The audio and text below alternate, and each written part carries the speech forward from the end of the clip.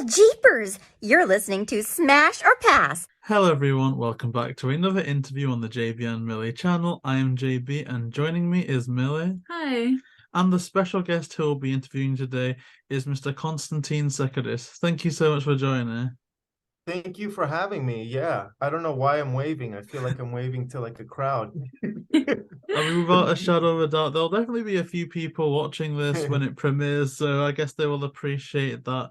And I want to get through a whole history of your kind of career, but for people watching this, they'll know that you worked on Scooby Doo 2, Monsters Unleashed, which is celebrating its 19th anniversary this year. But going back from the start, we can see that you started your career as a special effects designer in 1999. But prior to that, what kind of put you on that lane? Oh boy, it's funny. I kind of fell into when I was in so I went to college, Art Center College of Design, right out of high school. I hadn't even graduated from high school at the age of 17, 18. And so then always as a kid, I was always fascinated with just comic books. And so then superheroes, from Superman to Wolverine, Spider-Man, the Hulk, Batman, Wonder Woman, all that kind of stuff. And then as I got older and I just was always, I could draw. Art runs in my family tree for many, many years prior to me. I had grandfathers that were sculptors, painters. They worked at the churches, that sort of thing, back in the day. This is back in Greece. And so then as a kid, as a 6, 7 years old, my grandfather would sit and just sketch for me and draw and paint. And I would just watch him. And that's where it all kind of started. As I came to the States and then got into comics and was fascinated by all of that, through high school, I just drew and sketched comics. And then my parents didn't allow me to watch films until I was a bit older. And then I started watching Predator, Aliens, all RoboCop. And then I just would draw all those sort of characters over and over in class at school. And yeah, the fascination and the inspiration just grew from there. And then once I got into college, I was able to just kind of elaborate on that and took a class in entertainment design. And that's when I'm like, oh, this is what I really want to do, because I was taking courses, doing a lot of life drawing, painting, that sort of thing, and fine art classes, art history, that sort of thing. But yeah, my passion was creating characters. And then after I graduated, I found a shop, a practical effects studio that was kind enough to hire me, and we did commercials. But I'm sorry, let me backpedal just a little bit.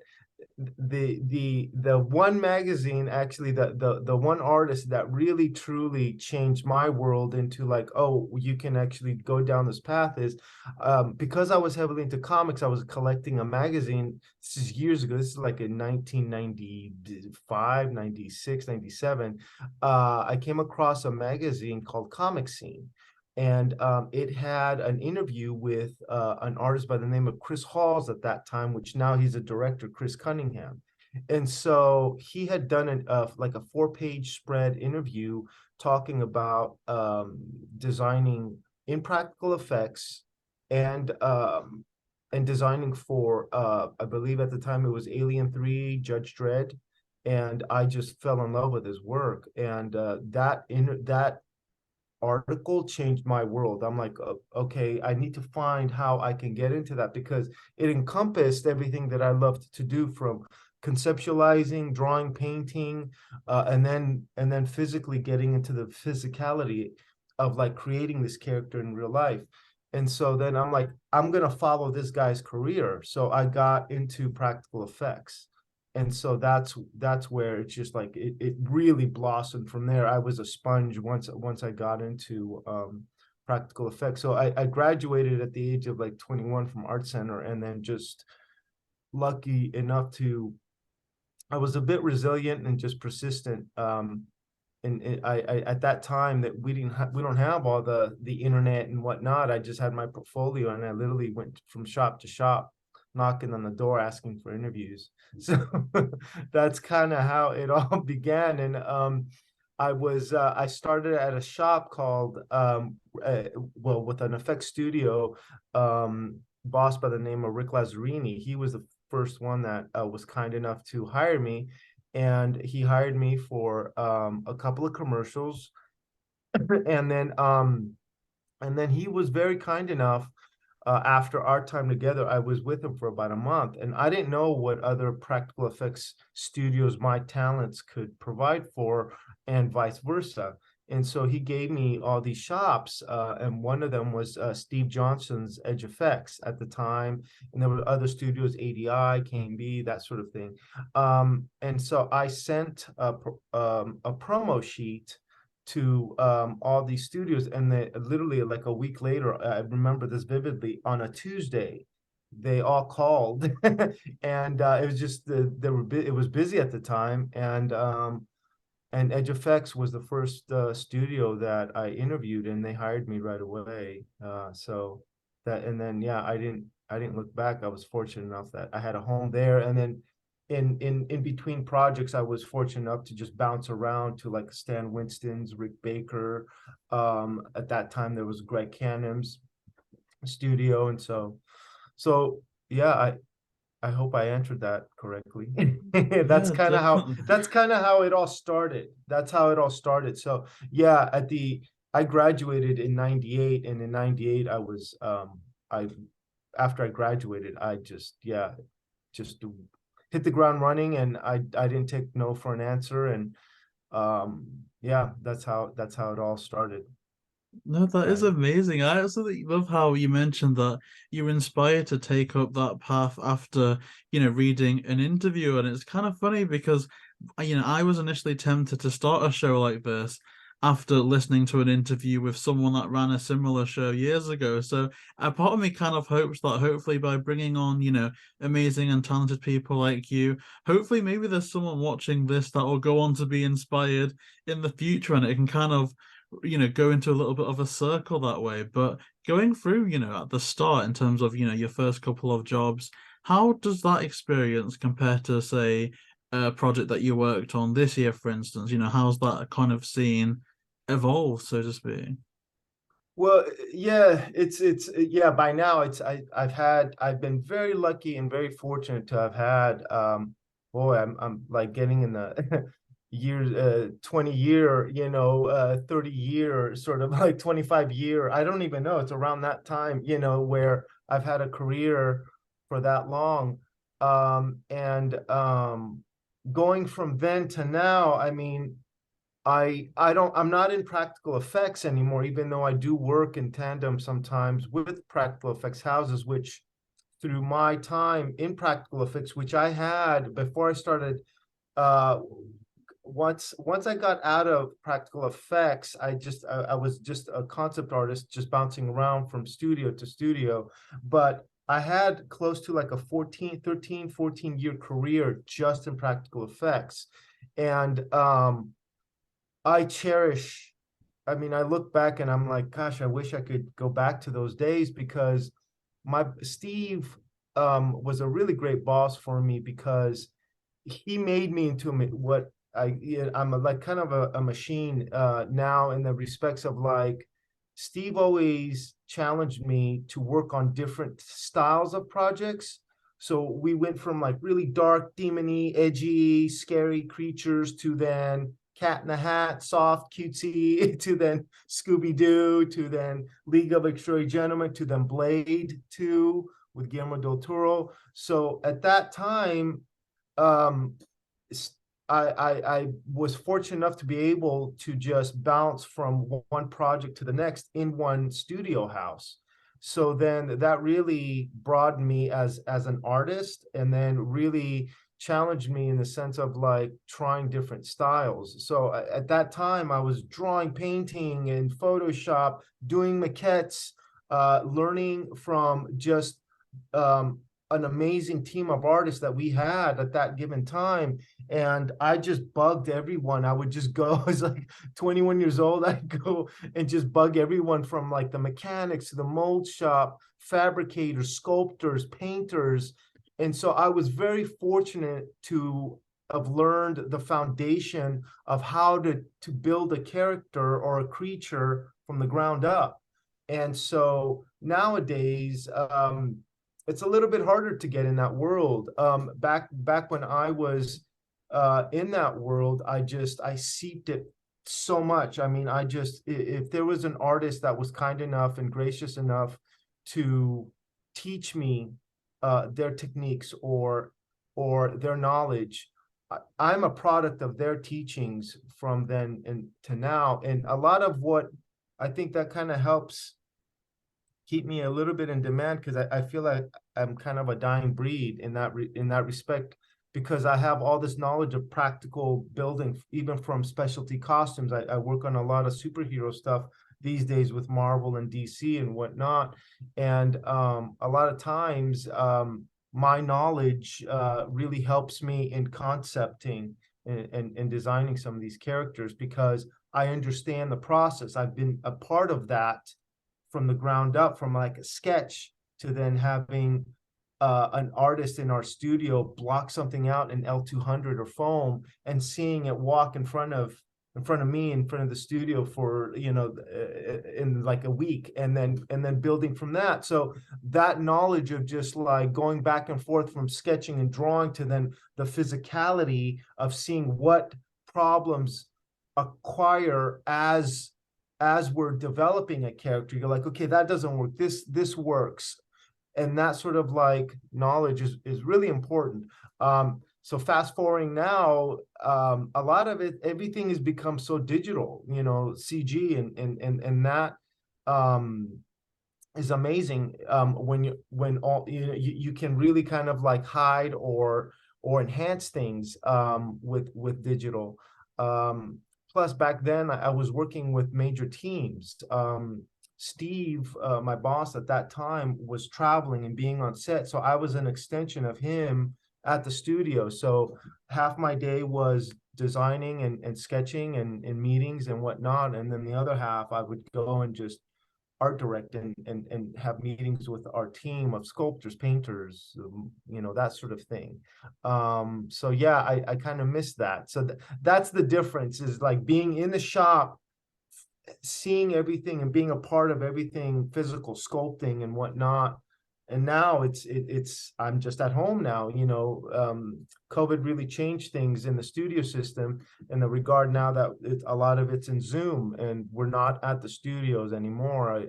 I every now and again I'll go in and have a meeting, but now everything's at home and everything is through Zoom.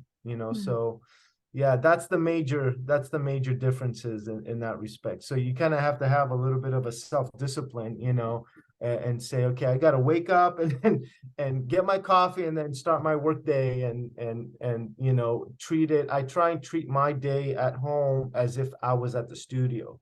I wake up, I shave, I get dressed, I go and grab a coffee, some breakfast, I come down, I sit, I have my work day, I take lunch at a time that I would if I was at a studio, come back within an hour, work till like 6, 7. So I try and keep my work schedule as close as I can if I was working at a studio.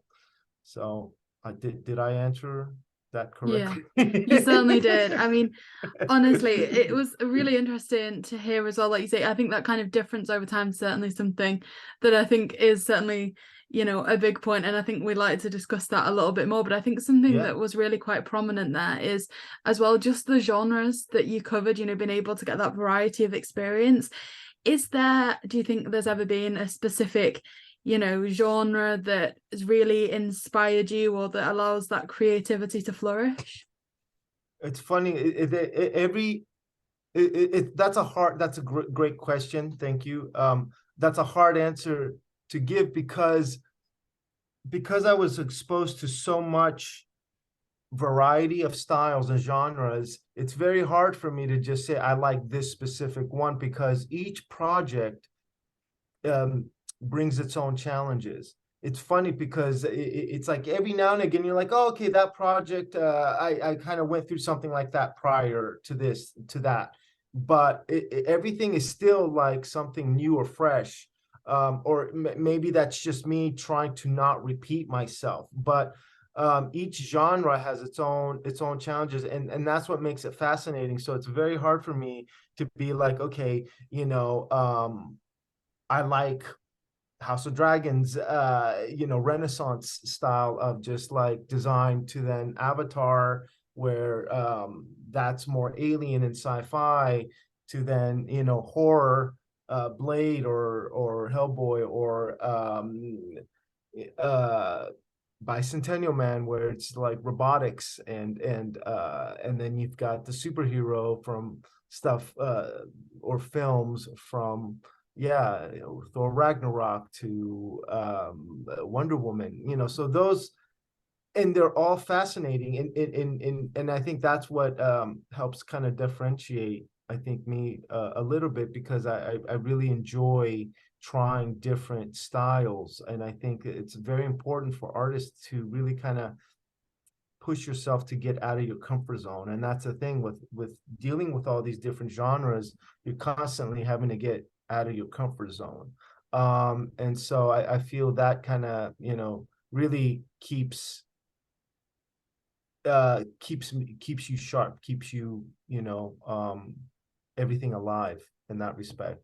So yeah, it's very hard for me to say I just like that, or I like the superhero stuff. It's all fun. It's I can go from like, working on a Marvel character, a DC character, and that's a lot of fun, to then, okay, I luckily get a call for like an Avatar or like a House of Dragons. You're like, okay, now I get to do dragons. Okay, this is really cool. And then, I get to work on these alien creatures in this sci-fi project, or I get to do this sort of like underwater creature that's some sort of like a ghost, from like Renaissance times, or before Christ type of things. So it's all very fascinating. I just think for me, this is still alive. I'm very much still a kid about this stuff, if that makes any sense. Yeah. Did I answer that okay? Yeah, you did perfectly. Thank you. I mean, Yeah. there's a few things that I get like so happy about, it kind of lights me up and stuff. And going through your filmography, a title that instantly stood out to me was Cabin in the Woods. So what did that entail? Like what was your work on that about? Yeah, so I was fortunate enough to get a call from director Drew Goddard, and he was, if I don't know if you've seen the film, but yeah, it's so at the end sequence was a big sort of like action with all these characters, creatures, and whatnot, and so he knew, and I also there was I worked with a VFX producer I had worked with before, and actually he's the one that contacted me first, but knowing that I'm a big werewolf fan, like at the time I think every day, like I was getting up and just drawing some new werewolf. I could literally publish a book on just werewolves, and the werewolf was a big deal, and so then me and a couple of other artists, there was two other artists that came on board, Michael Broom and Joe Pepe, and we all kind of helped kind of tackle a lot of the main characters, but one of the main things for me was the werewolf. And so I was on that for a couple of months, working with oh my gosh, a practical effects house, and I cannot think of his name right now, and he's the nicest guy, and had such an amazing time working on that. And even the sculptors that came on board to kind of help sculpt and realize the werewolf. Norman Cabrera is his name, who after the design process was done, he was handed my designs, and then he executed it. And so I got to work on the werewolf, and then got to see some of the other stuff come into fruition. But yeah, I worked closely with the director Drew Goddard, and love the film. It's so funny because at the time, I had worked on it for a few months, and then that was my time on it, and then I would just see photos of the werewolf, from sculpture to fabrication and painting and whatnot, and then the project kind of like disappeared for like a few years, and I kind of actually forgot about it. And then I was working in London on for Dark World, and then everyone in production was just so excited about this movie called Cabin in the Woods. Well, when I was working on it, it was called something completely differently. So then this is like 5 years after my time working on it, and completely forgot about it. So I'm watching this film, I'm like, oh my God, this is awesome. I love the film, the story, and this and that. And then the end sequence comes along, and I'm like, all of a sudden I see the werewolf. I'm like, oh my gosh, this is that project I worked on 5 years ago. Usually a project takes about 2 years, So yeah, it was a nice surprise. It was a nice surprise. And I love the movie. I think I saw it like 3-4 times in the theaters back then. But yeah, that was my time on Cabin in the Woods.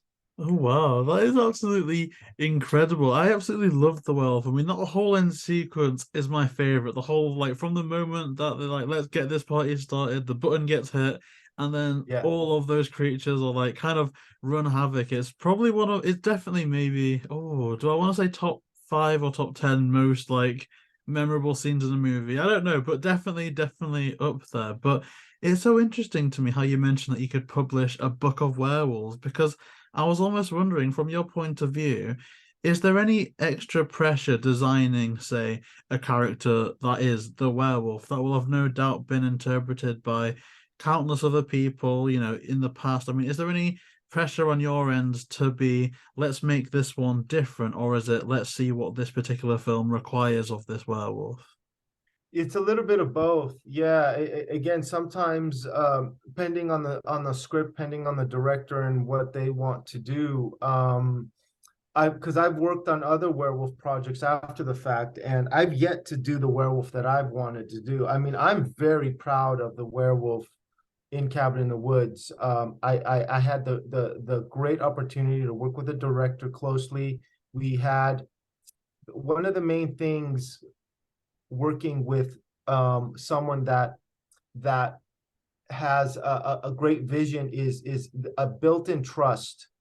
To me, that's probably the most important thing when working with a director producer studio is an innate trust. And so Drew allowed me to just he entrusted in me, knowing that I'm such a big werewolf fan. I mean, I literally had already, I think I walked into the first meeting with just like, I don't know, like 30 sketches of just like werewolves I had already done. And that's not even a quarter of what I had done. It's just like, let me just bring something. So I just grabbed my sketchbook of werewolves.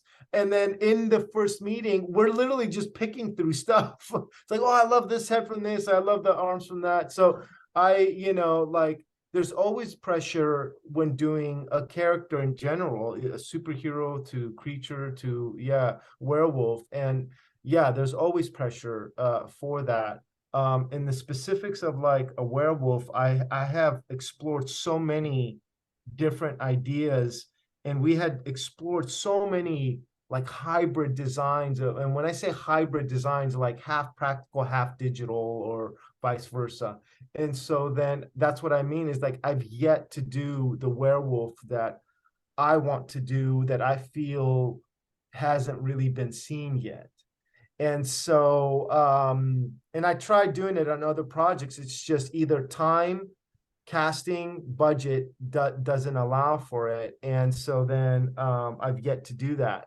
Part of me just wants to team up with a practical effects friend and just say, hey, let's just build this cool werewolf. But yeah, there's always pressure. And again, it depends on the director of what tone they're going for. Sometimes it's I've worked on a werewolf project where the director was like, well, I don't want it to be this creature film, and the wolf, it's just like this you see this transformation sequence and it's just a wolf at the end of it. And then there's other projects where it's just like, no, we want it to be this creature, we want it to be this humanoid sort of demonic hybrid of like a man wolf. So yeah, it depends on the vision of the director and where we can go with that.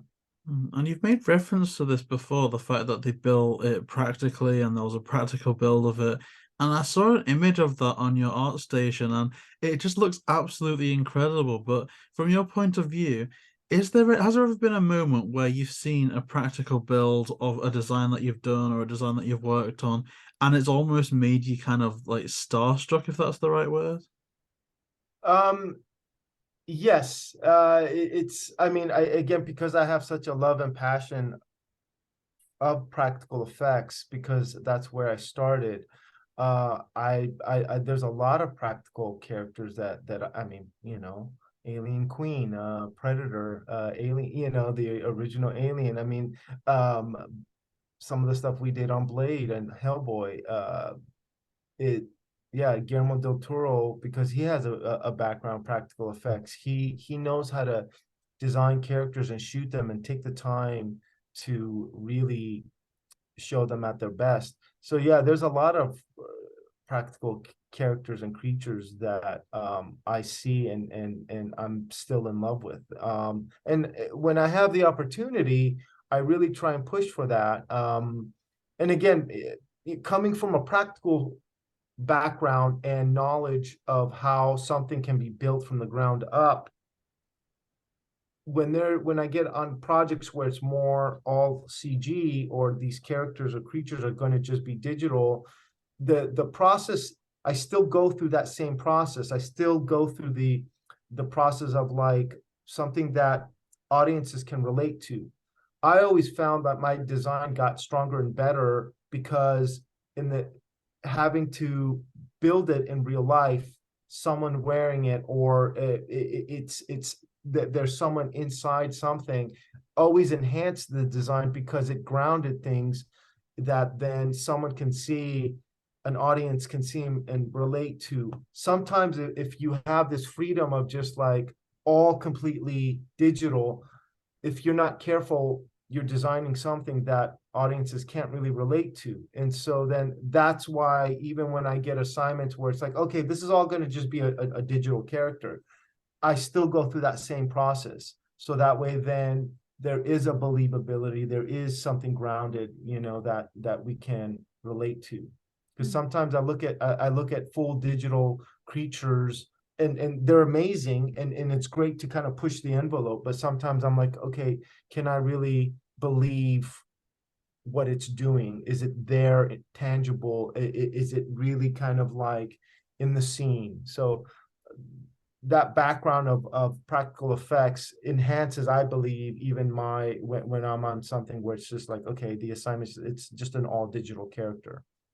So I think, like you were saying, I think CGIs have been a big step forward that there is certainly merits to, in that you don't just have to push the envelope, you can completely break it and make something that is intangible to even try and fathom how to make. But as you said, there's certain designs that perhaps really would lend themselves to having that kind of more the original, actually creating them side of things. And is there any design that you've worked on where you've particularly, say, felt that way, a certain character or a certain type of character that really lends itself to that original design of making the outfit, having the person there and giving it that grounding?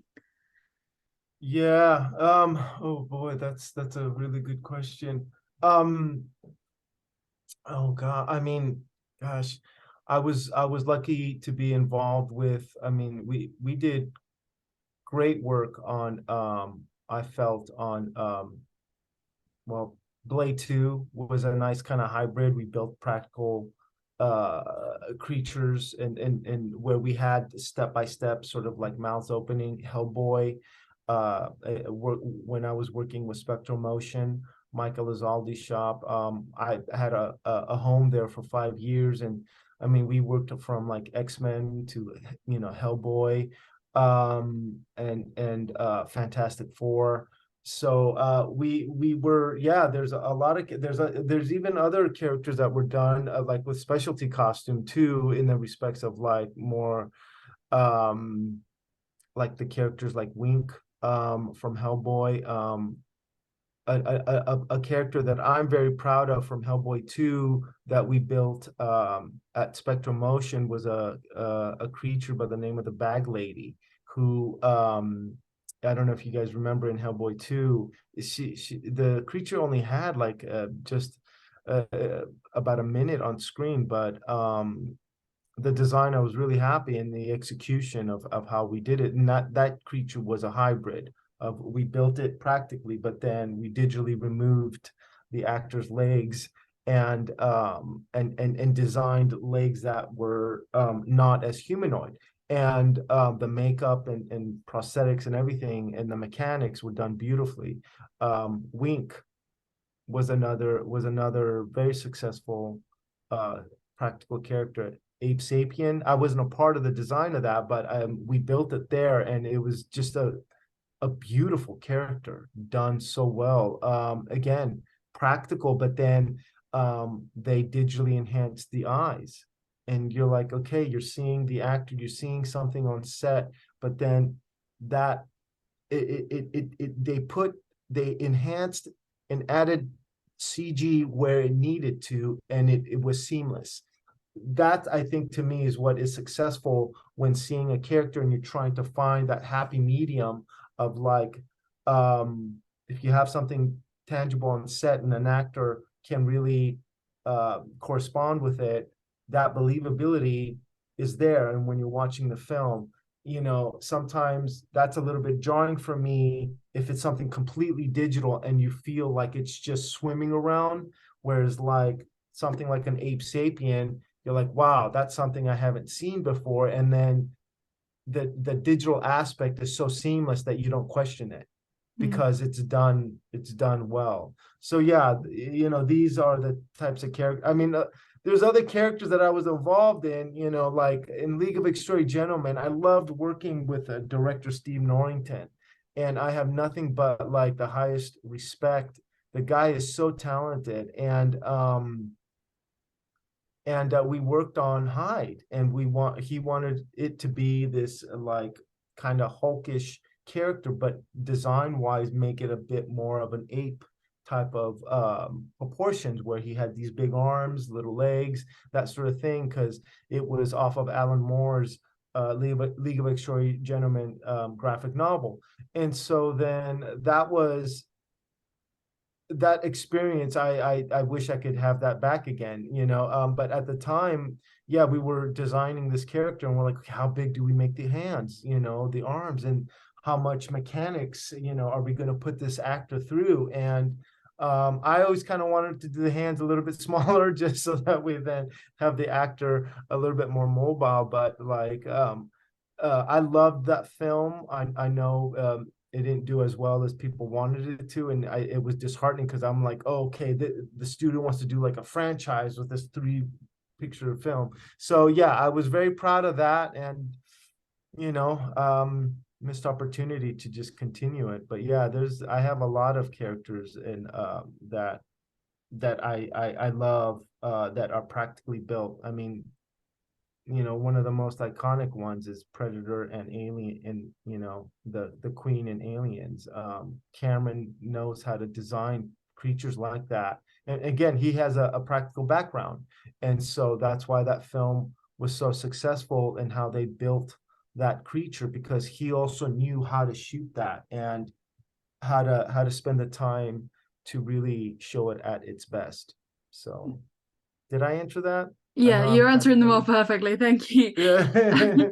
I mean, I guess kind of a clear point from what we've been discussing as well is that you've certainly worked on a huge variety of creatures. And I know you said for you, you know, a natural love and a natural one to go to is, you know, the werewolf, that it's something that, like you say, you could create an entire book on. Is there any that you think perhaps have been a particular, you know, challenge for you, either getting the right like obviously if you have to get different angles of things, where having to kind of imagine that rotation, or the proportions or things like that's been particularly not necessarily a challenge, but something that certainly been, you know, a thought process and kind of a lot of time's gone into? Yeah, I mean, yeah, it's the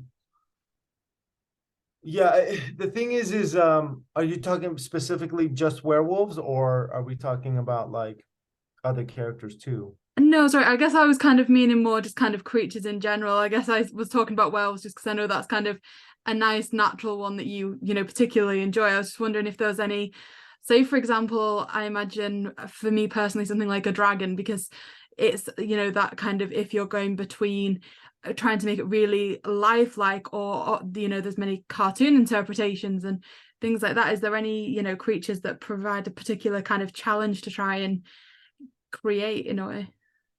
I think again, you know, like all creatures in my opinion are a challenge. If you want to, if you as an artist want to push yourself to do something different or something that audiences will like. I mean, since you specifically mentioned dragon, if you don't mind me talking a little bit about House of Dragons, because I was House of the Dragon, because I was involved in the first season and the second season of the design of those with another brilliant artist by the name of Kirill Barabin. And both he and I were kind of auditioned at the beginning of that process, meaning like the studio and the showrunners hired a few artists worldwide, creature designers, and we all spent like 3-4 weeks kind of like designing dragons, and whoever got the closest was the ones that ended up on it. So and it was myself and then this other artist, he's from Germany, Kirill. But as far as dragons, like let's just say for that show, you know, you look at the tonality of that show, and you're never going to see like a three-headed dragon with like 20 legs, you know, and like 3 tails. You know, the that would never fit. I think the audiences would be disappointed in seeing something that fantastical in a show that is so grounded. So the challenge is like, okay, how grounded, how you know, you want these designs to fit in this world and you don't question it. So yeah, that's the challenge. It's about subtlety, it's about reality, it's about life. It's a, you know, so that's you know, another point that I'd like to make is you know, when I first started, I was looking and emulating other artists, but then through growth as an artist, you just start to emulate life. And so that's the thing. I look at biology, I look at, you know,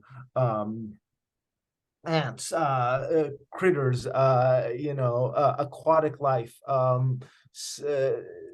for inspiration. And so then, yeah, you know, if you're designing, let's just, yeah, specific dragon for like a House of the Dragon, it's everything is based on in reality, you know. And so yeah, that's my motto always. I always try and design something where, again, if I'm an audience member, you know, I don't want to be pulled out of the film when I see this creature. It needs to feel that it's tangible. It needs to feel that it's believable in whatever aspect it's in. And so that's the goal always. And is there a type of, yeah, of course. And is there a type of creature that you've not really had a chance to work on yet that you'd kind of really like to? Oh boy. Yeah, I would like to do more alien type creatures. I've done a lot of sketches in, I mean, I was fortunate enough to publish a book with Design Studio Press 2013, and I had done all these designs for alien creatures and projects that just they never got off the ground. And I have, again, a booklet of designs that I would love to eventually see. But yeah, there's many years ago, we were bidding on this is back in 2001 at Steve's. We had gotten a call to do a bid and design work for Aliens vs Predator. And so we knew there was always a studio that got that call, but the studio or production wanted to try different and get different bids and ideas and whatnot. And so yeah, I had done all these sort of like alien sketches, just really crude sketches. And my boss at the time, Steve, was like, hey, we're going to have a meeting tomorrow. And can you spend literally just a couple of hours just roughing out some ideas? So that way, then when they come in, we have something to talk about. And I had designed these sort of like prior to that request, I had been working on a spider type film. And so I was doing hybrids of like spiders and birds and looking at joints and all these sort of like arms and legs, that sort of thing. And so I had developed an alien queen that I was like, okay, what if it was more like a spider, which when you look at it, you know, what can I really do different or add something to the design that fans haven't seen, but it's still part of the aesthetic of it. And so I'm like, okay, I'm gonna do these sketches where it's more like a spider. And so I was designing these sort of like spider legs coming from the back, because it already had 4 arms, you know, had the little arms and then these the other arms and then the legs. And so I'm like, okay, maybe it's more of like an 8-arm type of like design. So I would love to do more alien type creatures. I haven't done as much, you know. And but yeah, that's more, you know. I was fortunate enough to work on Avatar, but a lot of that design language it's all Cameron and other brilliant artists that establish a certain aesthetic, and I just had to kind of just come in and be a part of the team and just help kind of that process move along. Whereas like prior, you know, I had been designing on other creatures and whatnot, and like, oh, that would be kind of cool to do, and this and that. And so yeah, more alien creatures. Let's just say. I mean, you mentioned a word there, and it's one that instantly like leapt out to me, and that's spider. Now, touching on your work briefly, in Marvel, one thing that I saw in your art station, and it made me completely lose my mind momentarily. But it was a little like it was like some concept art, a design concept from the lizard that was meant to be in Spider-Man 2, which is completely crazy because obviously there were like kind of rumors you hear, like stuff that were meant to be in that original Sam Raimi universe that never came to pass. But do you remember what the storyline would have been for Spider-Man 2 if the lizard was used? Well, I to be honest, I don't. We hadn't read a script at that given point. This thing is, sometimes back then, and I'm just gonna, we would just get requests. The studio, Steve, we kind of had worked with Marvel prior on Doc Ock and whatnot, and we were getting calls even prior to that, working with Marvel on Fantastic Four. We had done an X-Men, that sort of thing. And so then Steve had gotten a call from Marvel saying, hey, you know, we're looking to do in Sam Raimi a couple of these characters. We're looking at the lizard. We would love to get a bid or your take on how to do this practically. And so then Steve just kind of, he's like, okay, go have fun, you know, come up with some lizard designs. And I had done all these sort of like in different interpretations, but and then showing a certain sort of like transformation sequence and process. But I've never posted that. But that was that lizard design, that rendering. Yeah, it was for a Sam Raimi, and what ended up happening for a Sam Raimi project, that the studio in the end just ended up deciding to go a different direction. Not because they didn't want the lizard, but then I think they had done some sort of like online poll, and audiences were like, oh, we wanted to see more the Goblin or Venom or Doc Ock. It was actually supposed to be for Spider-Man 2, and I think they were trying to fit it in, and either budget or just story-wise, they didn't go in that direction. Yeah, but that's there's a lot more that I haven't published or put online that I just don't want to get in trouble. No, that's understandable. But yeah, it was for Sam Raimi. It was supposed to be for Spider-Man 2. We ended up working on Doc Ock. But yeah, it's they just omitted that character, just either story wise or just fans just kind of wanted to see some, I think, Venom or something like that. So One thing in particular that I was hoping to comment on that I think really is an amazing part to the story, to have started this, hearing about how when you were growing up you loved comic books and superheroes, to one of the kind of key things I was excited to ask about is I know you went to the premiere for Avengers Infinity War, which I guess for you and starting off reading superhero comic books really did, bring things full circle. Do you have any memories from being at that event? I mean, those events were very fortunate and lucky to get invited to. Usually, artists or concept artists aren't invited to that. In Viz Dev, usually when I work at Marvel, it's usually in the visual development department with Andy Park or Ryan Meinerding, who have started that department there for many years, and artists have been very fortunate to work in there, and I've been very lucky to that they bring me back every now and again. But specifically for that, I was fortunate enough to go to the premiere. I've only been to like 2 or 3. I haven't gone to a lot, but being there, it was mainly just with the visual development team. It's nice to see the actors, it's nice to see the crew and whatnot. We're basically told not to mingle too much, and just kind of, so it was mainly just to enjoy the time of the hard work that we've all done, be all together and just see it on screen.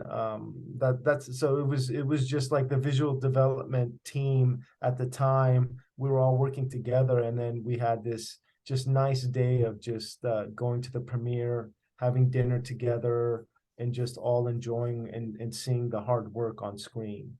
So that was that. Took some photos. I had brought my sister at the time, and so yeah, we took some photos of actors from afar. Don't want to be too annoying, like, hey, can I take a picture, so yeah, so that was basically it. It was just a nice day to just really kind of be there and really kind of like see everyone's reactions to things and whatnot, and just be a part of the film, and just see our hard work presented beautifully. Yeah, it was a nice day. So that was basically it. Yeah. We recently saw Ant-Man and the Wasp: Quantumania on the big screen, and I had a really good time watching it all. But is there ever like a moment for you where you're watching like a movie that you worked on the big screen, and it kind of stands out to you as being a bit surreal? Yeah, I mean, again, for me, I haven't lost that luster for it, because I still get excited when you worked on something and you see it executed well. I was fortunate enough, now that you brought that up, I was fortunate enough to have worked on Kang the Conqueror with Andy Park, and we were designing on that character for many, many months, and then the costume designer and her team really did a beautiful job in executing that character in that film. Sometimes when you work on a character and you hand it off, either time frame, casting, or budget doesn't allow it to be at its optimum. So, but specifically for Kang, I was very happy to see that film and see it executed to just beautifully done. Yeah, really just enjoyed. I thoroughly enjoyed the film. I'm probably gonna go see it again. I've been a little bit too busy lately, but I saw it already, and I want to go see it again. But yeah, I mean, in other films, there's been other films that I worked on very, very hard, and then the character is shown so little. I mean, I worked on Snake Eyes, G.I. Joe Origins, and I work with a costume designer by Louise Megenbach, and she and I have a very good sort of like work relationship that we worked on, because we worked on Retaliation, G.I. Joe Retaliation, and got to work on Snake Eyes on that. And so she was kind enough to bring me back for this film.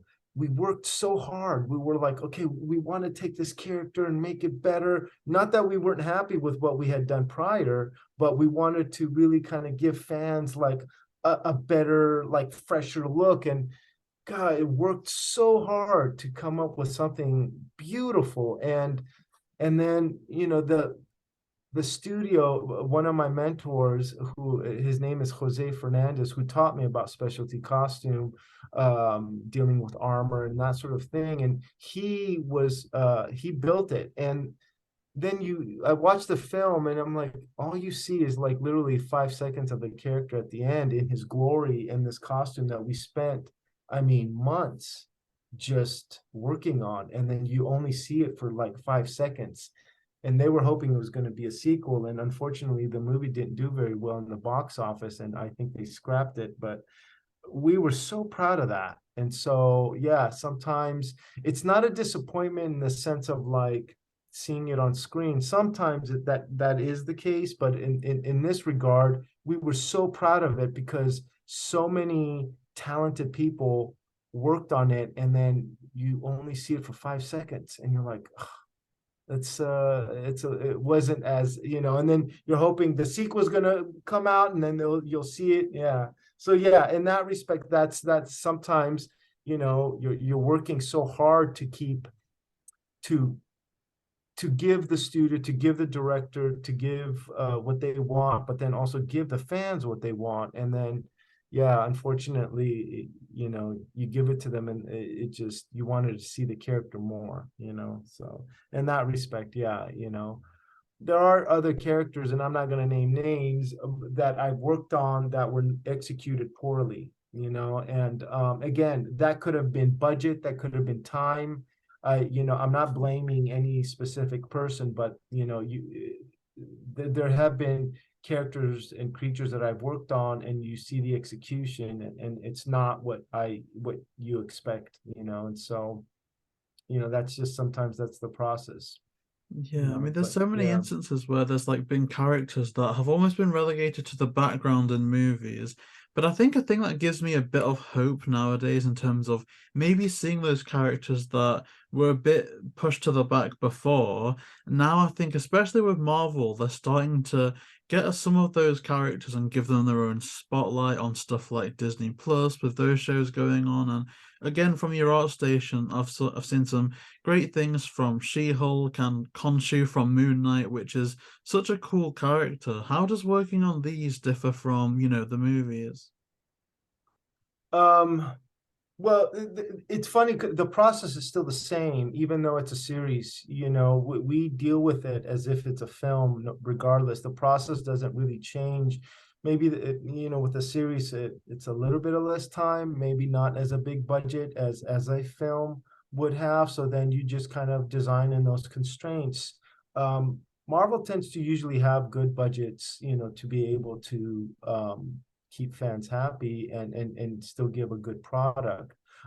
So both those projects, you know, had a fun time. I mean, I got to work with two close friends, Rodney Fuentebello and Jackson Siege. They were the leads on both those projects. And yeah, we were very proud of working on them because they were funny shows. I mean, I was pleasantly surprised with She-Hulk and how hilarious it was. I thoroughly enjoyed just seeing She-Hulk evolve and then dealing with all the different scenarios that she was thrown in, and even with Bruce Banner there, and it was fun. And same thing with Moon Knight on a different spectrum, you know. Tonality is a little bit edgier, but you know, really just enjoyed seeing Khonshu and seeing some of these characters come to life and be in those scenarios. Yeah, but we treat everything with the same sort of attention to detail and design, regardless if it's a series or a film. Viz Dev, which I call Top Gun talent there, you know, is every time I work at Marvel, there's always a little bit of an added stress on or anxiety because the talent level is so high, and everyone is so aware of like the sort of like what it means to be there, and so you want to always bring your A game there, and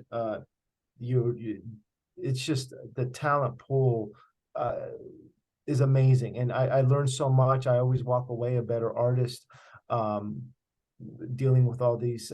There's artists that I had followed for many years, and then I'm working next to them, and it's such a this is where I feel I get a little bit starstruck when I work with an artist that I had followed for so many years and admire their work and just try to emulate or learn from. And then here I am in a Zoom meeting with them, and we're all working together and collaborating. That's what makes Marvel so special, is the family. You really do become part of the family, and Marvel is very kind in the sense that they're loyal. If you've established a certain character, they allow you to first see if you can come back and continue that character and make more iterations of it. So yeah, Marvel is very special in that regard, and just the success of Marvel has to do also a lot with the visual development team, because everyone is such a fan, and we're all aware of the fan base and trying to keep them as happy as we can. There's sometimes you get notes on certain characters because story-wise, or again, budget, or just tonality somewhat changes, and we just have to adjust and do our best and keep everyone happy. But yeah, for the most part, I mean, I love working on those characters. Who waking up every morning and working on Khonshu, I mean, wow, that's a dream come true, so yeah. And I mean, something I imagine resonates with you quite well about kind of Marvel, given your level of creativity, is they aren't just confined to this world. There's multiple planets, realities, timelines, and it is almost the most creative thing you can think of to have to begin to imagine what the creatures would look like that's associated with that. And with that in mind, do you have, say, a top 3 Marvel projects that you've worked on? I loved working on oh man, that's a tough question, because there's it's like almost every character that I've been fortunate enough to work on, I love. I mean, I was a part of Marvel before there was Disney and Marvel. I was fortunate enough to work on like the X-Men films and Fantastic Four before it was Disney, and Marvel. And so it's so hard, because I almost every character that I touched, from like Beast, in X-Men Last Stand, that Kelsey Grammer, they cast him as Beast, which I was like, oh my gosh, that's amazing. To Thor Ragnarok, that I got to work on the Valkyrie, both of her looks, from like the beautiful dark blue sort of like outfit, to then she graduates to that beautiful sort of like white and gold, to then Grandmaster, so it's very hard to say, oh, this stands out more than the other, because I love all of them. I mean, King the Conqueror, it's worked on that character for months, and the fact that they got Jonathan Majors to play that, it's just like icing on a cake. You're like, oh my gosh, does it get any better? Yeah, I got to work on other characters for Guardians of the Galaxy 3, and I don't want to say yet because it's not out, and I don't want to get in trouble, but it's when working on a Marvel film, I'm always very fortunate, because the talent pool that they can choose from, and the fact that they bring me, I take it with such humility, because the talent pool there is just so great. It's just so great, and they get worldwide amazing artists to work on these projects. So yeah, when I'm there, it's and I get to work on something, I do it with a smile on my face. I try and learn as much as I can, and yeah, to be involved in some of these projects, it's really an honor.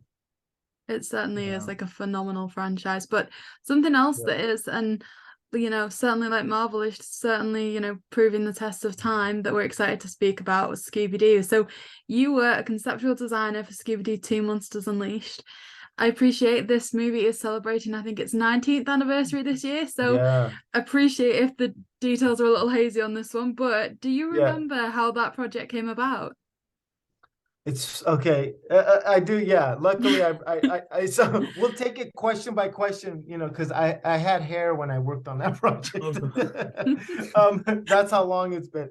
But yeah, so it's so funny. So Steve, we at that time at Edge Effects, we actually did get called to work on the first one, and we were busy at the time, and we had done some preliminary stuff, and the studio wanted to go more and more stylized, more and more cartoony, and we kind of passed on the first one, and so then later down the line we get a call for Scooby Doo 2, and I was a bit shocked, and Steve walks into my office, into the studio, and was like, hey, we just got a call for Scooby Doo 2. He's like, I know things didn't go so well in the first one and we didn't get it, but you know, are you up to doing the second one? I go, look, let me do some sketches. We'll send them in. If they like what they see, we'll go gun ho. And so I did some preliminary stuff on like the Creeper, on the Black Knight. I think I had done a witch, something like that. And so then we sent it in and they loved it. They loved the style. It was practical. It was stylized. It fit in the world of Scooby Doo, but it was still something. It wasn't completely cartoony. And I'm like, okay, if they're down with this, then let's do it. We're in full on. And so yeah, you know, that's how it started. And so it's Steve coming in asking me like, hey, do you want to take this on? And I'm like, because we had so many other things at that given time that we were working on.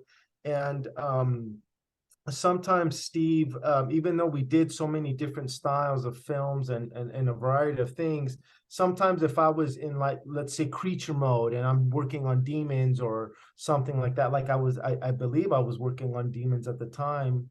I don't remember, some sort of thing, and it's just like dark and scary and demonic, and then you're asking me to then do something very soft and light, you know. So that's why, you know, he was like, oh, do you want to take this on at this time? So yeah, we took it on and had a blast. I mean, I think production they just let me go, meaning like there were so many characters at the beginning. I think we were designing like close to like 25 characters. And so then in that process, then what ended up happening was they split the work, because they were shooting up in Canada and we were in LA, and they took half those characters and took it to another shop in Canada and built them there. We were supposed to build all of them. And so that was the only unfortunate thing, because we were so happy with the character stuff that we were coming up with. So they just took our sketches, went to another studio, built that stuff there. And then we only did some of the lead stuff. We did like the Black Knight.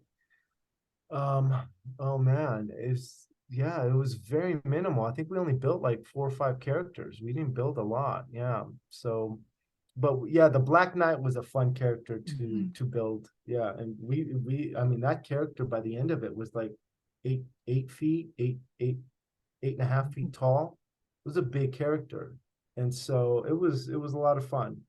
Wow, that is incredible. And of course, you mentioned the Black Knight Ghost and the Creeper, all very classic characters from that original 1969 series and beyond. Yeah. So was your kind of methodology based upon maybe a familiarity with the Scooby franchise before, or did you research it after you kind of signed on to, you know, send concepts over for the film?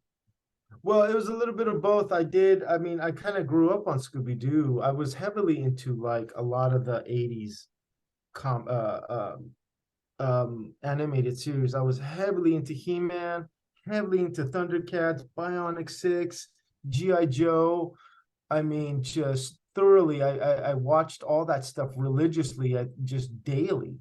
and Scooby Doo was the cartoon, was part of it. I was mainly more into the He-Man and the Thundercats and all that, but I did watch Scooby Doo, and then once we were on the film, I had to just do a little bit more in-depth research, and so got in there and just started I was watching a lot of the old episodes and just literally like pausing, taking snapshots. I'm like, okay, this is a character we could do. And just kind of like, that's how it kind of happened, because the studio or the director at the time was asking us to just kind of help come up with some background characters. And so I didn't want to put a character in there that fans didn't know.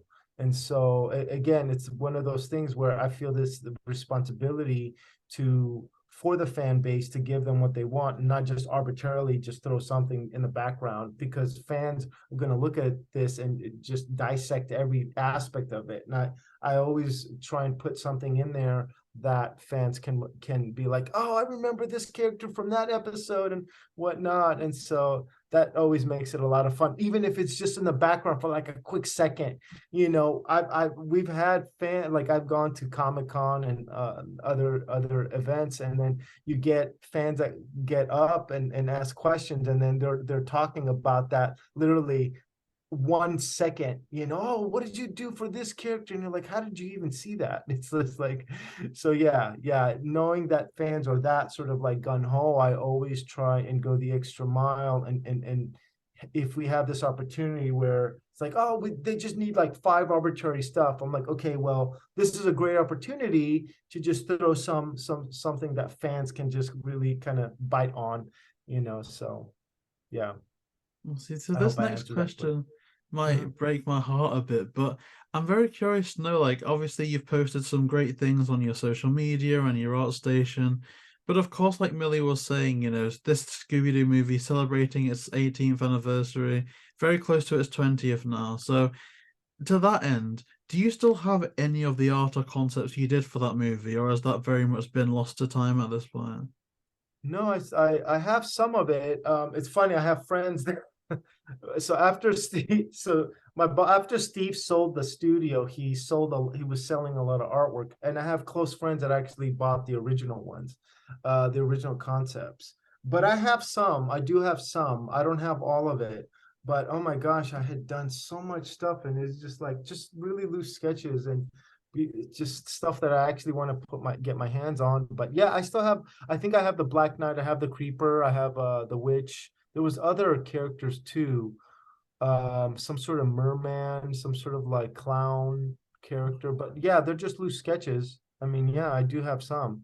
Oh wow. If you are able to send some of those pictures over, we'd be honored to be able to like put it up and edit it in after the fact while we're talking I would through love this, 'cause to. that is absolutely amazing. And here's another interesting thing. You've mentioned so many characters there that are iconic, and we spoke to Peter Crosman not too long ago, and he showed us an old reel of all the test footage. Like there's one, Chickenstein, where he has a part, why did the chicken cross the road? To rip off your faces and eat your brains. And that was before that point unseen. So were you ever present for any of those kind of outtakes or test runs of those characters at all?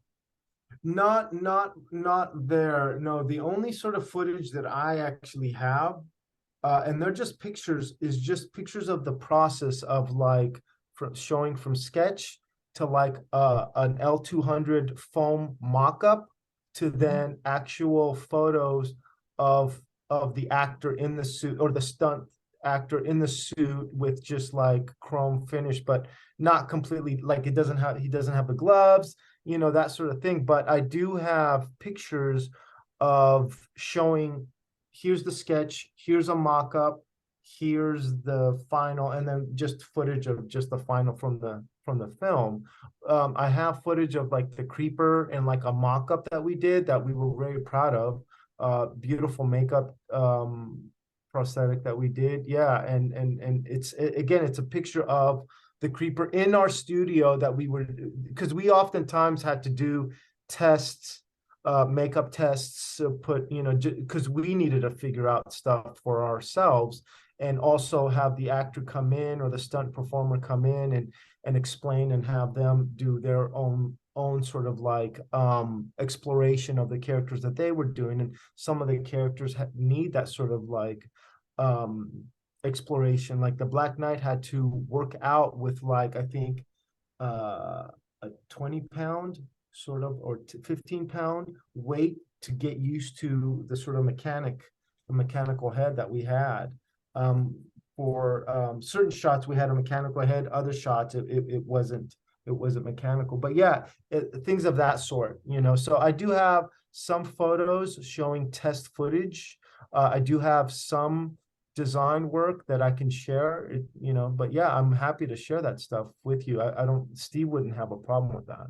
That's absolutely incredible. Thank you so much. Yeah, that would be Yeah. amazing. Thank you. And I think, you know, it's been really, you know, great to speak with you about the creatures that you worked on, because ultimately I think what Monsters Unleashed is it's a wonderful celebration of a lot of the original creatures from Scooby Doo, but brought forward and kind of shown what modern day can do with them. Like, you know, how the Black Knight ghost was brought to life, how it wasn't just a suit of armor, there was that kind of green mist in between and things like that. And it really did add a new dimension, but also keeping the original like hardcore fans still really quite excited about it as well. So do you have a particular design from that movie that you'd say perhaps stood out as your favorite? Oh, the two that I love the most is Black Knight, because I spent probably the most time on him. And then we had done the Creeper, but I don't know if the Creeper ended up in the film. I think he was just, because we had already mocked it up, I think they just threw him in there as a background character. I don't remember, if I remember correctly, if the Creeper made it, but those two, I just specifically remember those two characters that we had done, and we had a blast working on them. So those were the two that I really liked the Yeah, most. the Creeper appears in the museum at the start. Yeah, I was going to get you to correct me if I'm wrong. I seem to remember the Creeper having a really distinct walk, and you see it for a Okay. few seconds. Am I right? Yeah, You don't yeah, see it in the movie, but in that yeah, test footage that we uncovered that I'll send to you, we do see him walking in. And I think the yeah. actor that was meant to play him went on to play the zombie that was in the film. So, yeah. Okay, yeah. See, so okay, yeah. Yeah, so originally the Creeper was going to be in the film a lot more. So that's why I think I do. It's okay, yeah. So I'm that's great then. He did make it. It's just been a long time since I've seen the film. But yeah, no, yeah. So you do see him at the beginning. Okay, good. But yeah, originally he was supposed to be throughout the film, like in almost every act. Oh, And wow. so yeah, so he was diminished for some reason. Again, budgetary things or whatnot. Yeah. But yeah, those two characters were my favorite. Yeah, it's certainly great characters, and like I said, I Yeah. think the Black Knight would certainly be mine. And so did the work that you did on Scooby ever take you, because I appreciate you know, they did a lot of their filming up in Canada, did it ever take you onto the set? No, it's funny because even when we were shooting, when there were films that we were working on here in LA, I never had the time to go to set. I had only gone to a few times, like I had gone when Sam Raimi was doing Spider-Man 2, and we had Alfred Molina on set and Doc Ock, and we built all the tentacles and all that kind of stuff. So I went to set a couple of times on that. But I went to set just a few times on things, but I never went to Scooby Doo because that was shut up in Canada. We always had another team, but I was always busy, you know, because once we had a project in and we're building and everything, I'm working on what's our next project or what's trying to stay busy bringing work in. And so that was, but yeah, I didn't get to go on set on that one. No, that would have been fun. That would have been fun. Yeah, but yeah, I didn't go. It was just very seldom I went to set, you know, because my boss, like, I don't pay you to go to set. I pay you to design and bring in work. You know, but yeah, we had a great team, you know, and usually they always kind of took over going to set and whatnot while we were here at home base designing and trying to bring in work for the crew, for the rest of the team. Yeah. Do you have a favorite memory at all from working on Scooby Doo? Yeah, I mean, again, what made it fun working in practical effects is the team. It's just we had such an amazing team, and it almost becomes kind of like a sports team. You know, everyone has a role. You know, like in basketball, you've got the center, you've got a shooting guard, you got the point guard, and they all play a role and they work together. You know, to win a game. It's kind of the same thing, like working at a studio for so long. Everyone has a role that they play, and with time you build that trust, and you know what everyone's strengths and are, and we all do our part and we come up with brilliant work. And so that's what I remember, is we just had a brilliant team: sculptors, painters, fabricators, mold makers, mechanics, all of that. And even they had casted a nice big strong, I forgot the actor's name, and he's a no name, and he played the Black Knight. But yeah, Kevin Durant. I think so. Yeah, he's been in other films, and yeah, I just remember he's just a big, strong guy. And so yeah, that's my fond memories about Scooby Doo 2, is just the team. We had an amazing team, and we had fun working on it.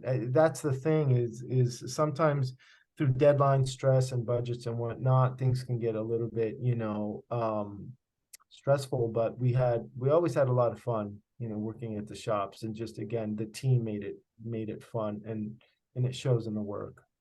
That's my that's my fondest memories, just in practical effects in general. We had an amazing studio. Steve was a great boss, because he always allowed the team artists, myself, to really kind of like stay. He always encouraged our artistry. He never held anyone back. Things weren't done out of ego. It was done to, as a team, and to try and come out with the best product we could. So that's what I remember. We just, the team, and just coming up with just amazing techniques, just solutions to problems. And I was fortunate enough to be a part of that, because a lot of that knowledge I carry today. And so I'm very fortunate to have been a part of that. Yeah. That's amazing. And I guess the last question that we have for you today, before I pass on to Milly to wrap things up, is, like we've kind of mentioned, throughout this, like next year will be the 20th anniversary of Scooby-Doo 2 Monsters Unleashed. And of course, you're no stranger to someone that has worked on stuff that has, lasted the test of time. But what does it feel like to be part of like a movie that is so beloved after like so many years?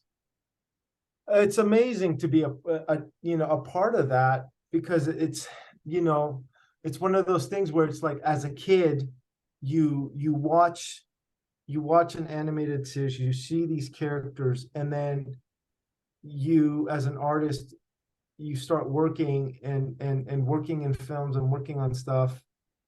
Luckily that I've had the career, and then here comes a project that you're like, oh my gosh, I grew up watching. And now all that knowledge and all that time sitting there watching, as your parents are like, turn, what are you watching? And you're like, wait, no. And it's funny, because I share that with my family, and they're like, what? Scooby-Doo? You're working on Scooby-Doo? So it's just like, and it still happens today. It's so funny, like, I worked on Wonder Woman, or I worked on, Kang, and these types of characters. And it's funny to be a part of something nostalgic like that. I mean, yeah, it's one of those things where it's just like, it's nice that it's a timeless thing, and fans have beloved that, and to be a part of that is something very special. Well, yeah. We would like to thank you so much for all your time today. I think for somebody with a filmography like yours, it's not something we could just cram into the space of 15 minutes. There was certainly a lot we wanted to ask you about, so thank you so much for that. I guess, as you said, you do often get involved very early on in projects, so I appreciate there's probably certainly a few things that you can't mention, but do you have any upcoming projects that you can share? I mean, I recently, Shazam is coming out this month, later this month, I think on the 17th. So I did some preliminary design work on the dragon and some other creatures. And I can say the dragon because it's in the trailer, it's out. I didn't do the final design, but I did some preliminary stuff. Yeah, Guardians of the Galaxy 3. I can't say what stuff I did, but I worked on that. What else? I mean, recently that just came out, Avatar: Way of the Water. I was a part of that team, my Avatar team for like 3 years, working with Sir James Cameron, and that was a special experience. Yeah, House of Dragons, House of the Dragon season 2. They were production and the showrunners were kind enough to bring me back to continue on some of the dragon designs. So yeah, Spiderwick, the Spiderwick series that got to work on, and also Avatar, the Airbender Netflix series. So I think there's more, but I think that's more than enough. Yeah, certainly lots of exciting things coming up. And yeah. Where's the best place that people can keep up with your work? Yeah, I have on Instagram, just Constantine Sekeris, and then I have an art station as well. Just type in my name. So yeah, those yeah, I have a personal site, but artofconstantine.com. You can go there. And yeah, but on Instagram, yeah, I post there the most, so yeah. Thank you so much. So that does conclude all the questions that we have for you today. Once more, just thank you so much for being so generous with your time and the answers you gave as well, going into such detail about everything that we asked. It's so incredible to hear. Honestly, we could sit here with you for hours and hours and hours on end. But of course, that kind of isn't possible today. But thank you so much for coming on, and we do really appreciate it. Well, thank you. I appreciate you taking the time, and I mean, it's an honor to always have someone like yourselves that are interested in this line of work, and I appreciate taking the time to answer your questions, and hopefully this can help other artists get inspired as well. So thank you. We absolutely hope it does, and thank you so much to everyone that's watching this currently. It's so incredible to see the audience build up and to see regular people coming into the premieres and everything, so we do definitely appreciate that. And if you do want to see more episodes from us, then please like, comment and subscribe, and we'll see you next time.